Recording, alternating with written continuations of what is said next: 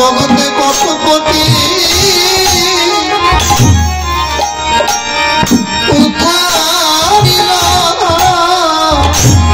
কেবল আধিপতি পড়ে রইলা জগতে কত পতি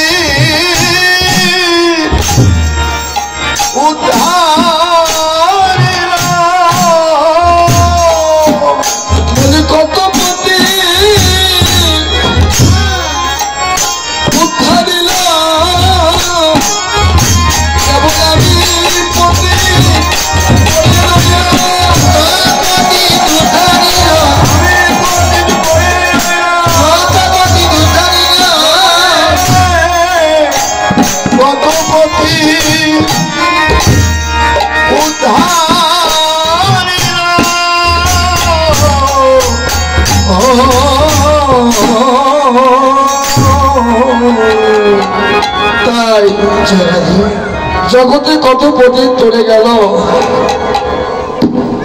কেবল আমি পাবন পছন্দ করেই রইলাম। তাই গৌরূপে নয়ন দিয়ে মদনের দর্পা চূর্ণ হয়ে গেল। ব্রহ্মার 10টি পুত্র ছিল। হ্যালো হ্যালো হ্যালো ব্রহ্মার 10টি পুত্রের মধ্যে মদন একজন পুত্র। তো ব্রহ্মা 5টি বাণ দিয়েছিল মদনকে। মদন একদিন চিন্তা করলো আমার পিতা যে আমাকে 5টি বাণ দিয়েছিল সেই 5টি বাণের পাওয়ার কেমন, 5টি বাণের গ্রাসিয়া মানে শক্তি কেমন তা তো আমার জানা নেই। তাহলে আমি 5টি বাণ প্রমাণ করবো কিভাবে? তখন মদন চিন্তা করলো যে আমি প্রথম বাণটি নিক্ষেপ করব আমার নিজ পিতা ব্রহ্মাকে।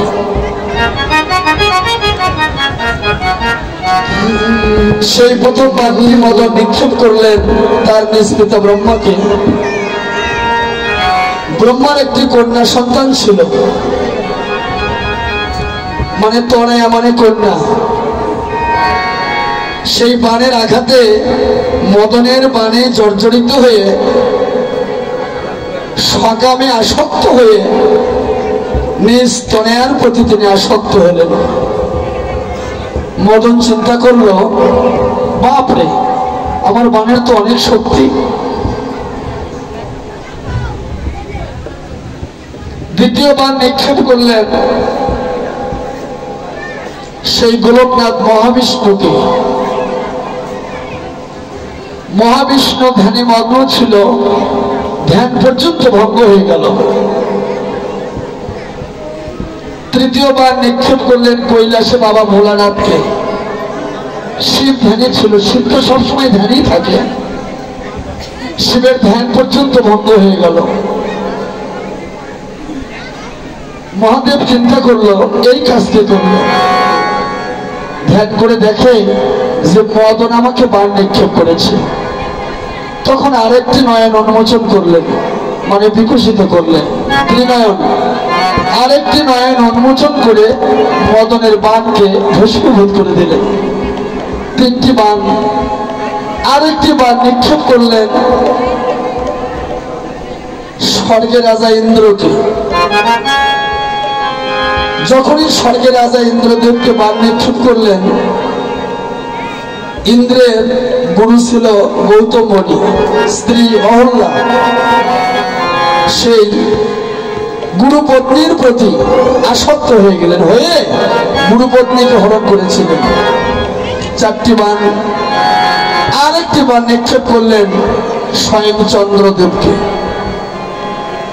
চন্দ্রদেবের গুরু ছিল দেবগুরু বৃহস্পতি, স্ত্রীর নাম ছিল তারা দেবী। সেই তারার প্রতি আসক্ত হয়ে কামে লিপ্ত হয়ে সেখান থেকে একটা ছেলে সন্তানের জন্ম হয়েছিল। মদন চিন্তা করলো আমার বানের তো অনেক পাওয়ার, তো আজকে সুরাধনী গঙ্গার কোলে গৌরহরি অবতীর্ণ হয়েছে, এই 5টি বান দিয়ে আজকে পরীক্ষা করব যে আমার শক্তি বেশি না মহাপ্রভুর শক্তি বেশি। আজকে মহাপ্রভুকে পরাজয় করতে হবে। মদন মাদন শোষণ স্তম্ভ মোহন, এই মদনের 5টি বান। মদন দেব প্রথম বানটি ভগবানের শ্রী অঙ্গে নিক্ষেপ করলেন, করার সঙ্গে সঙ্গে ভগবানের মস্তকের চূড়া হয়ে গেল। মদন চুপচাপ করে স্তম্ভিত হয়ে দাঁড়িয়ে আছে, কারণ কি?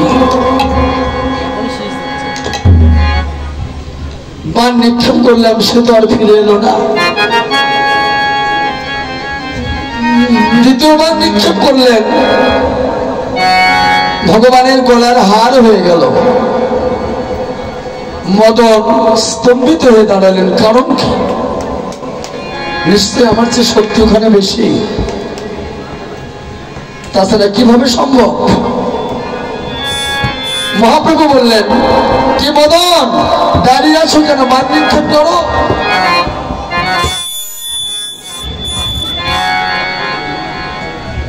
মদন বলছে, প্রভু আমি এখনো তোমার কাছে পরাজয় বরণ করিনি, আমার 3টি বান এখন আমার হাতে আছে। তাহলে দাঁড়িয়ে আছো কেন, বান নিক্ষেপ করো। আরেকটি বান নিক্ষেপ করলেন, সেই বানটি গিয়ে ভগবানের কোটিতে কিঙ্কিনি হলো। 3টি বান চলে গেল, আর 2টি বান চুপচাপ করে দাঁড়িয়ে আছে। কি মদন দাঁড়িয়ে আছো কেন, বান নিক্ষেপ করো। আরেকটি বান নিক্ষেপ করলেন, ভগবানের শ্রীহস্তের কঙ্কন হয়ে গেল। 4টি বান চলে গেল, ভগবানের সেবায় লাগলো। মদন দাঁড়িয়ে আছে। মহাপ্রভু বলছে, মদন দাঁড়িয়ে আছো কেন, বান নিক্ষেপ করো। প্রভু আমি এখনো পরাজয় বরণ করিনি, আমি এখনো 1টি বান আমার হাতে আছে। আরেকটি বান, যে বানটার নাম হচ্ছে মোহন বান। মোহনকে হাতে নিয়ে বলছে, মোহন একে একে 4টি বান ছুড়ে মারলাম, ওরা তো কেউ আর ফিরে এলো না রে। তুই এবার প্রভুর সঙ্গে যুদ্ধ করে পরাজয় করে আবার আমার কাছে তুই ফিরে আসিস। যখনই মোহন বানকে নিক্ষেপ করলেন, এই মোহন বানটি গিয়ে ভগবানের 2 চরণের নূপুর হলো। 5টি বান আর হাতে নাই, চলে গেল। একে একে 5টি বান চলে গেল, ভগবানের শ্রী অঙ্গে যুক্ত হয়ে গেল। মদন চিন্তা করতে লাগলো, এখন তো আমি নিরাশ্রয়, আমি নিরস্ত্র, আমি তো পরিগ্রহ, আমি তো বিপর্যয়, আর আমি কি দিয়ে যুদ্ধ করব? আমার তার কোনো শক্তি নাই, নিরস্ত্র, শক্তিবিহীন। না না, আর শক্তি নয়। কলিযুগে দলাদলি নয়, গলাগলি। এই যুগে দলাদলির যুগ নয় বাবা, গলাগলির যুগ। কলিযুগ, বেশি দিন পরমায়ু নাই, স্বল্প পরমায়ু।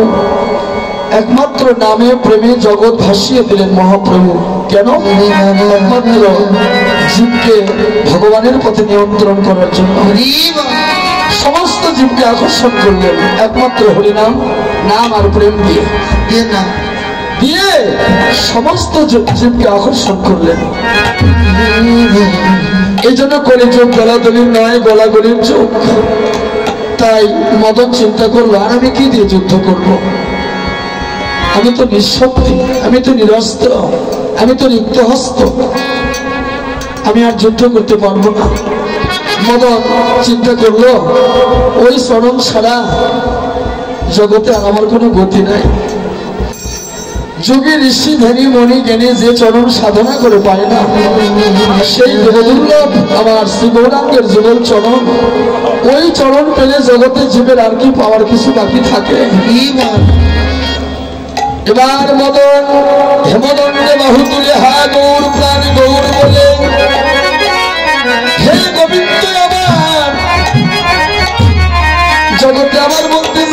কৃষ্ণ গোবিন্দ হে ইহকাল জনমের মতো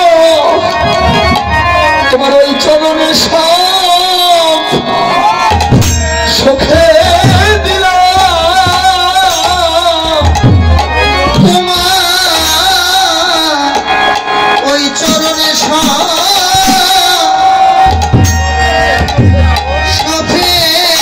দিলাম তোমার ওই চরণে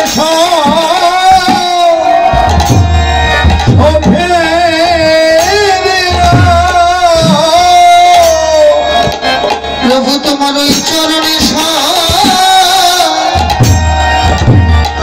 সবে দিলাম তোমার ওই চরণে সবে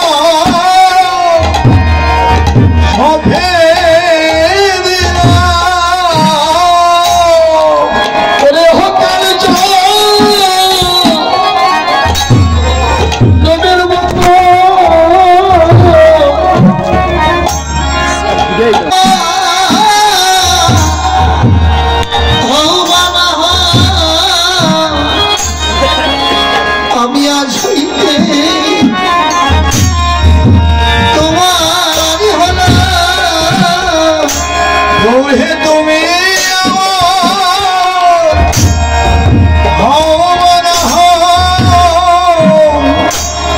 আজ হইতে গো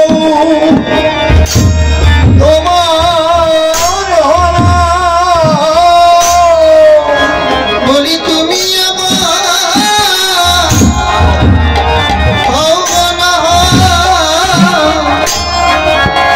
আমি আজ হইতে তোমার তুমি আজ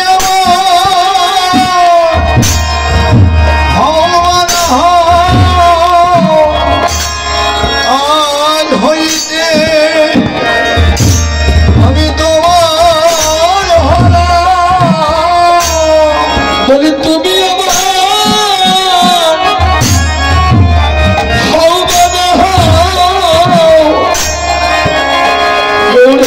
হইতে আমি তোমার হলাম বলি তুমি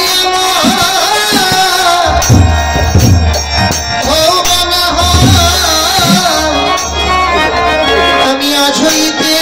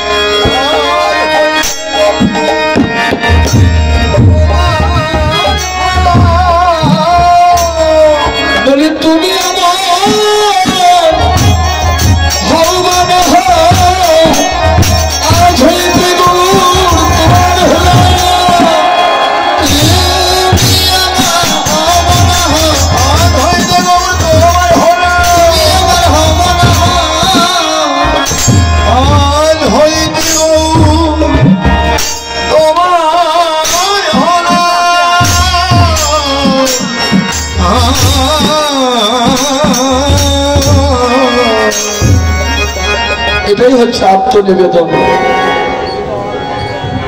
ভক্ত যখন ভগবানের চরণে আত্মনিবেদন করে তখন করার আর কিছু থাকে না, সবকিছু অর্পণ হয়ে যায়। তো যতক্ষণ পর্যন্ত আপনি অর্পিত না হয়েছেন ততক্ষণ আপনি জীবনে কিচ্ছু পাবেন না। এই জন্য আত্মনিবেদন, শ্রবণ, কীর্তন, স্মরণ, অর্চন, বন্দন, পাদসেবন, দাস্য, সখ্য, আত্মনিবেদন, এই নববিধা ভক্তি। প্রথম হচ্ছে শ্রবণ, আর শেষে হচ্ছে আত্মনিবেদন। তুমি শ্রবণ করো কি? সাধুমুখে হরিকথা শ্রবণ করো। কোন এক বিশুদ্ধ বৈষ্ণবের বদনে তুমি কৃষ্ণ কথা শ্রবণ করো। বিশুদ্ধ বৈষ্ণবের বদনে হরিকথা কৃষ্ণ কথা শ্রবণ করলে তোমার কৃষ্ণ প্রেমের উদয় হবে, কৃষ্ণ ভক্তির উদয় হবে। এই জন্য সাধু মুখে কৃষ্ণ কথা শ্রবণ করো। যার বদনে হরিকথা নাই তুমি তার সঙ্গ ত্যাগ করো। যার বদনে অবিরত হয় কৃষ্ণ কথা তুমি তার সঙ্গ করো। যার বদনে কৃষ্ণ কথা নাই তুমি তার পানে চেয়েও না। যার বদনে হরি কথা আছে তুমি তার পানে চেয়েও। তারে শ্রবণ নিত্য সিদ্ধ কৃষ্ণ প্রেম সাধ্য কবু নয়, শ্রবণাদি শুদ্ধ চিত্তে করাই উদয়। এই হরিনাম, এই প্রেম নিত্য সিদ্ধ কৃষ্ণ প্রেম, এটা জীবের পক্ষে সম্ভব নয়, কিন্তু নিচে লিখলেন সম্ভব। কিভাবে? শ্রবণাদি শুদ্ধ চিত্তে করাই উদয়। তুমি শ্রবণ করো কি? বৈষ্ণবের বদনে হরিকথা শ্রবণ করো।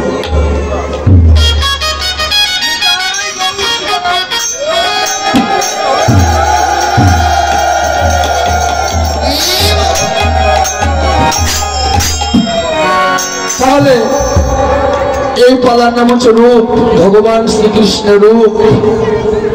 তাহলে এই রূপ তো দেখা সহজে দেখা যায় না। তবে গীতায় 11 অধ্যায়ে বিশ্বরূপ দর্শন যোগে একটি কথা বলেছে কি? শাস্ত্র পাঠ, বেদ পাঠ, যজ্ঞ, ব্রত, তপস্যা, হোম ইত্যাদি ইত্যাদি এই সকল করে কেউ আমাকে দেখতে পারে না। তাহলে কে দেখতে পারে আমার এই রূপ? যিনি একাগ্র চিত্ত, একনিষ্ঠতা, যার একনিষ্ঠ ভক্তি আছে সেই আমাকে দেখতে পারে। হরি হরি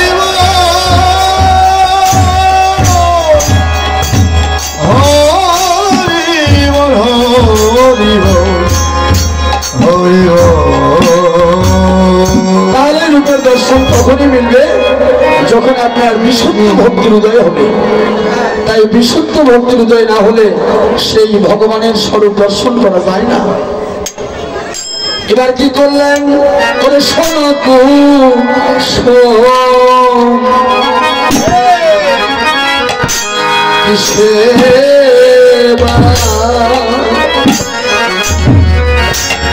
ওরে গণি রে,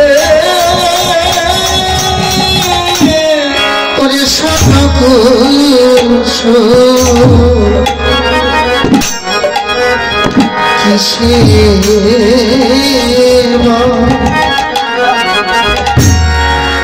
ওরে গণি রে,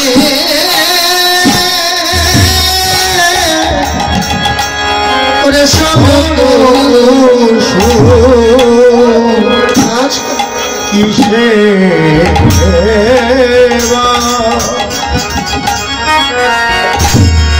গণি রে,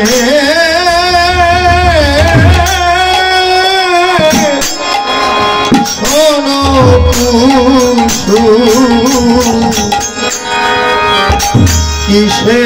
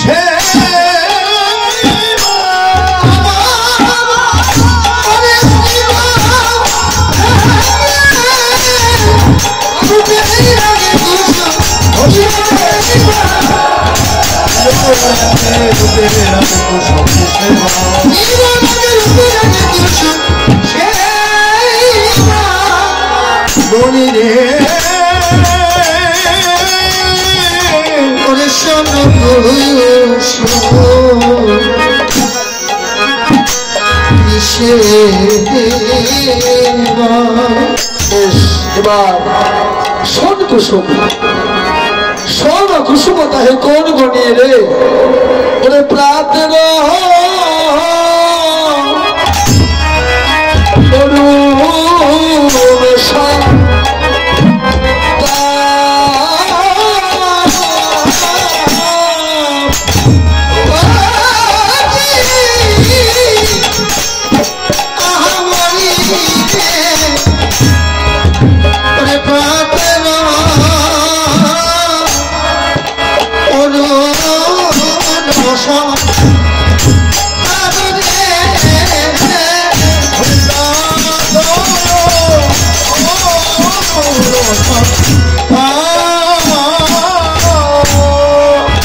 জনে অরুণের সন্তান আছে, জনে অরুণের সন্তান আছে, অরুণের সন্তান আছে। আমার শ্রী গৌরাঙ্গে সন্তান নাই রে, জনে অরুণের সন্তান আছে। আমার শ্রী গৌরাঙ্গে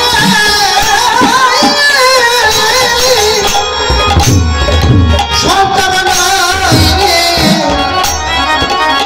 জনে অরুণের সন্তান আছে। ওরে শ্রী গৌরাঙ্গে সন্তান নাই রে, জনে অরুণের সন্তান আছে। ওরে শ্রী গৌরাঙ্গে সন্তান নাই রে, জনে অরুণের সন্তান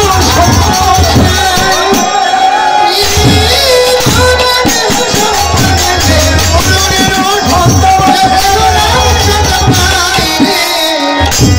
জনে অরুণের সন্তান আছে।